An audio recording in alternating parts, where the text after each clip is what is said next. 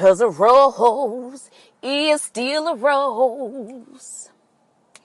Baby girl, you're still a flower. Yeah. He can't leave you and make you, take you and break you. But darling, you hold the power. But a rose, what? But a rose. I wanted to give you a little bit of Aretha. Since we gave you a little Britney Does Aretha last week, I feel like we needed to really just charge in with a bop. And A Rose is Still a Rose by Aretha Franklin, produced and written by the Lauryn Hill, was a fucking bop. I don't care what you say. What I am is what I am. That is when the world was a kinder, softer, more genteel place. You know, Aretha Franklin was full in all places. She wasn't like skinny shoulder Aretha with the big hanging titties. She was like full. She was big. And she wore them Andre Leon Talley capes. And she had that roller set, that close crop roller set. Bitch, yes, Aretha. Aretha had the roller set, bitch. And you shan't tell her nothing. Bitch had her purse in the video with her roller set sitting in a garden of begonias. Of fake silk begonias. All right, everyone straighten up and fly right. Welcome to a all new episode of A Seat at the Table. That's right, a seat at the Table podcast. I am your hostess with the mostest, Gail, and you can find us on everywhere that you find fucking podcasts. That's right. That's what I said. Everywhere where you can listen to a motherfucking podcast. I don't care if it's your Walkman. I don't care if it's your portable CD player. But you better be listening to A Seat at the Table. And might I say, you guys need to tell a friend, to tell a friend, to tell a friend. That is the only way we're going to come up together, okay? Now, I know that you want to hoard me for yourself, but listen, there is enough of me to go around. That's what she said. There's enough of me to go around, but not like the way you're usually used to hearing that, because I know we hear that, and normally that has to do with a nigga who's telling us there's enough of him to go around when really there isn't. But I mean it. There is enough of me to go around, okay? So, stop keeping me to yourself. And, also, find us on the Twitter sphere at Gail Z. Hurst. Find us on Instagram, A Seat at the Table Pod, all one dynamic word, long, don't take no breath, don't come up for no air. That's what she said. No, but really, like, first of all, where the hell have you been? That's right. Excuse me. That's right. I said, where the hell you been? Okay. Cause I've been here waiting, honey. I've been Tracy Berede. Shout out to Herschel. And shout out to, Lorelto, Tracy Ber, and, all the other girls out there who are named after medicines that could also kill you. Listen, these medicine commercials, is it me or do the names of these medicines all sound like hood names? Loralto, Traceba, Zafela, like, it's just like, where are they getting these names? I love it. I love. What the fuck's been going on with you? Baby, it's been hotter than a cat on a hot tin roof, bitch. Yes, it has been hot outside. It's humid. It's humid out there. Ooh, child, it's so humid. I am not wearing a wig, bitch. That's how humid. And I gather that you're probably not wearing yours either. So girls is out here. I hope the winter has been kind to you and your edges. I'm getting all mines back. So, praise be to God. There's only one living God, and he's the God that serves me edges, honey. Thank you, Jesus. Thank you, Jesus. Anyways, as you can tell, your girl has a nice cup of coffee, and she's definitely had her brownies this morning. Okay. Okay. So let's get on with the get on because there's much to unpack this week. Okay, so first of all, so many things to catch you up on. How has your week been? I am still here. This is still the only thing that I do. Serving you is still is still the only motherfucking thing I do. But you know what? We're going to keep our hand. Don't forget, we're going to keep our right hand lifted to the Father, palms outstretched. And we praying for increase out here, honey. We praying for increase, okay? Because we can't just be mindful and goal oriented. We got to have some guap daddy, okay? So, so far what I would like my year to look like is no stress, okay? No stress, no ex, more sex, more checks, and better loving with bae, okay? So I don't know how I'm going to get that popping, but we'll see. I don't even know if I have a bae anymore, but more to come on that. How's your week been? Oh my God. It's been hot. Have you girls been wearing crop tops to work? Because bitch, it's been hot, girl. These are the only times. This is like, this week has been the kind of weather that makes you feel like, you know what, girl?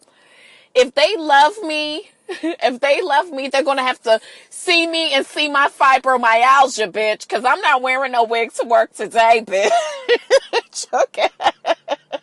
That's just the kind of week that it's been. It's been really glorious outside. So thank goodness for that, because I know that you heifers can't take when it's less than 67 degrees outside.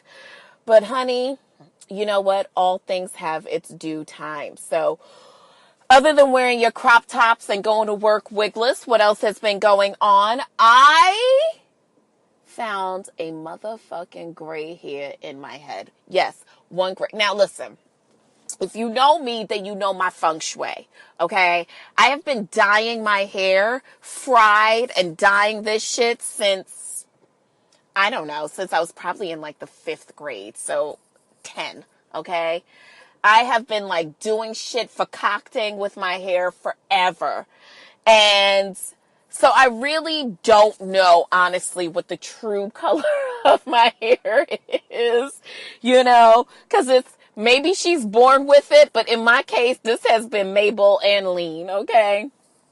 And, so I didn't really know what my true hair color was. So now my hair has been growing out. I'm growing it out naturally. So I either, do like twists or something just so I can have like a nice unpoofy situation for when I put one of my good wigs on. Okay. One of my Sunday's best wigs on. Okay. But, every now and then I like to do Bantu knots in my hair, just because I feel like, here's a tip for you girls who are out here with the natural. Shrinkage is real. Everybody knows it, especially the more you go down the gradient. So, they have 1 to 4 in terms of actual quality. Then I believe that it is A through D, I believe, for actual texture. Right? So texture meaning the curl pattern of your hair, and then the actual quality, I guess, would be the texture. I don't fucking know. I'm not no fucking hair scientist, no hair rocketist, okay? But what I will tell you is that every now and then it's good that when you have a natural, heat is not always a plus, but you can put a heat protectant on your hair and then just go ahead and blow it out just to give it a stretch. So I stretched my hair, blew it out, and I decided to put some Bantu knots in it. And I'm looking in the mirror, and I'm like, oh, I got a little piece of lint or something in my hair, because what's there? It's white. Bitch. It was a good gray hair. Now, I definitely winced, and I was very sad about it, but nonetheless, I let her stay there. I'm going to let her live.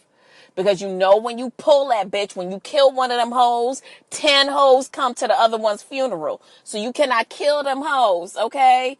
You just got to either put a shellacking over her or something. But you cannot kill these hoes.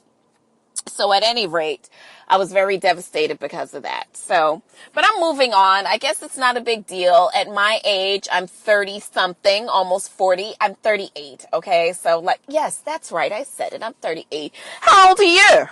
Okay. You over there looking at me like, bitch, you 38. Okay. Yes, bitch, I'm 38 and I still look good. I said I still look good. You look good, girl. Foxy mama. If you don't know what movie that's from, I don't know that we can be friends. I still look good. You look good, girl. Foxy mama. You don't know that? If you don't know what movie that's from, if you know what movie that's from, please DM me and let me know because I just need to know that this friendship is real. Okay. So lots to unpack outside of that this week. I don't think, you guys, let me gather my words. You know, a lot of times for me, it's really about whether or not I can make it through the rain. I can stand up once again on my own. Shout out to all the lambs out there. But like, you know, it's been a really trying time for me. And I think that one of the things that I have been doing lately because things haven't been going my way is kind of reflecting on the past and just thinking about how one decision, although this is not true, but in my mind this week I was thinking, God, it's crazy how one decision kind of changed the trajectory of my life. And just to have a real moment with you guys before we start unpacking the heavy load. So I used to work for this urban retailer, right? And when I first got there, it was really great, really colorful. There were a lot of brown people there. And I just thought it was such an amazing thing. I didn't think I was old enough to know that that didn't mean that me and the Browns were going to get down and we were going to have this glorious, splendiferous relationship. But what I did realize was it was such an amazing thing having come from the place that I came from previously to be in a place where there were a bunch of people who looked like me. And I don't know, I just felt like that perhaps meant that there would be more opportunity and the waters wouldn't have been as murky as they were in terms of how we look out for each other and how we have a come up. Well, unfortunately, because of the kind of environment that tends to breed where there's a lot of us in a kind of middle, lower tier level and not a lot of us in an upper tier level, I decided to take it upon myself to, go and talk to the Browns that were in the upper room and, just kind of challenge them to be more and do more and look at their place in terms of what they've been doing to add value to the organization in terms of, having other brown people at their level. And needless to say, that kind of snowballed into eventually what ended up to me being the demise of my relationship with this organization, which I don't regret. But what I will say is that I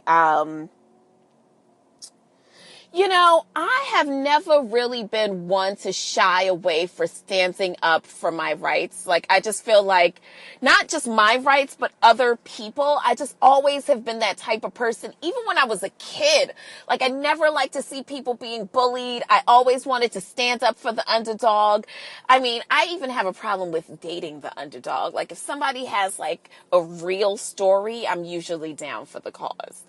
But at some point, you got to kind of look at that and wonder to yourself, why do you need to be that person? Is it really a championing of people that you're doing, or do you really need to just feel needed from that perspective? And I kind of challenged myself this week to, not challenged myself, but I think in a moment of weakness, I kind of just looked at the past and wondered, had I made different decisions, where would I be? So one thing that I gathered from that is that